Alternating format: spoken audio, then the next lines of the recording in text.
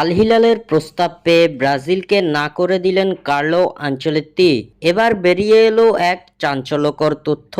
দর্শক, ব্রাজিলের কোচ হবেন কে তা আমাদের কমেন্ট করে জানিয়ে দিন। ব্রাজিলের কোচ হওয়ার প্রায় সবকিছুই ঠিক হয়ে গিয়েছিল, মৌখিক সম্মতিও দিয়ে ফেলেছিলেন আনচেলত্তি। শুধু কাগজে কলমে সই আর আনুষ্ঠানিক ঘোষণার অপেক্ষা। কিন্তু নাটকীয়ভাবে 48 ঘন্টার মধ্যে ঘটল নতুন মোড়। ব্রাজিলের স্বপ্ন ভেঙে চুরমার। আনচেলত্তি সাফ না করে দিলেন, কিন্তু কেন? কে আছে এর পেছনে? Real Madrid president Florentino Perez বেঁকে বসেছেন। গ্লোবোর রিপোর্টে বলা হচ্ছে, লন্ডনে ব্রাজিলিয়ান প্রতিনিধিদের সঙ্গে আনচেলত্তির বৈঠক মোটেই ভালোভাবে নেননি পেরেজ। তিনি স্পষ্ট মনে করিয়ে দেন, আনচেলত্তির 2026 পর্যন্ত চুক্তি, ক্লাব বিশ্বকাপে দায়িত্ব, সবই রিয়ালের জন্য।